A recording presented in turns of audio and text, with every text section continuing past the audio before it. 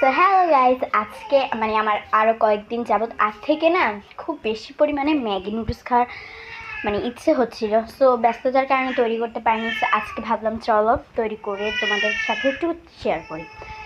সেই কারণে ফার্স্ট হচ্ছে আমি আমার নিজের মতো তৈরি করছি। তোমরা কেউ হচ্ছে খারাপ মাইন্ডে নিও না, আমি নিজে যেভাবে সবসময় খাই ওইভাবেই তৈরি করি।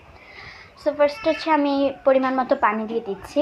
শুধু একটা আমি খাবো কারণ এক প্যাকেটই ইউজ করছি। পরিমাণ মতো পানি দিয়ে দিচ্ছি, দেন একটু করব 5 মিনিট একটু গরম হতে দিব। এরপর আমি দিয়ে দিচ্ছি তেলটা দিয়ে হচ্ছে আবার আরও 5 মিনিট গরম করতে দেব। এরপর আমি দিয়ে দিচ্ছি আমার ম্যাগিটা দিয়ে ভালোভাবে নাড়াচাড়া করব।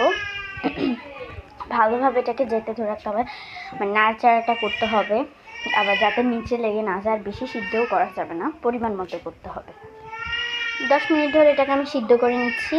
চুলার আঁচটা একেবারে কমিয়ে দিয়েছি আমি। এরপর এটা সিদ্ধ হয়ে গেলে আমি এর মধ্যে দিয়ে দিচ্ছি ম্যাগি মশলাটা, মানে ভিতরের প্যাকেটের মধ্যে যে মশলাটা থাকে ওইটা ইউজ করে দিব।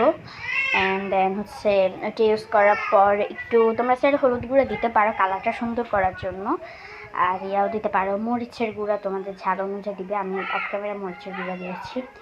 দেন হচ্ছে মশলার প্যাকেটটা ছিঁড়ে দেন হচ্ছে এর মধ্যে দিয়ে দিয়েছি।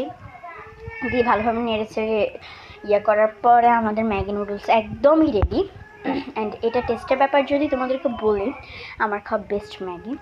অ্যান্ড দেখো কত পরিমাণ চিজ অ্যান্ড ক্রিম হয়েছে, আমি এর মধ্যে কোনো চিজ অ্যাড করিনি। দেখো আমার খাওয়া অলরেডি অলমোস্ট ডান। অ্যান্ড লাস্টের একটুকু আমি হচ্ছে তুড়ি মেরে খেয়ে ফেলেছি, তোমরা দেখো।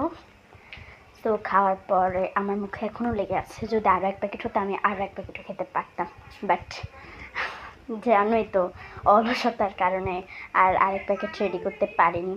তো এই যে আমার ম্যাগি খাওয়া ডান, দেখো পুরো কয়াটা খালি। চল টাটা।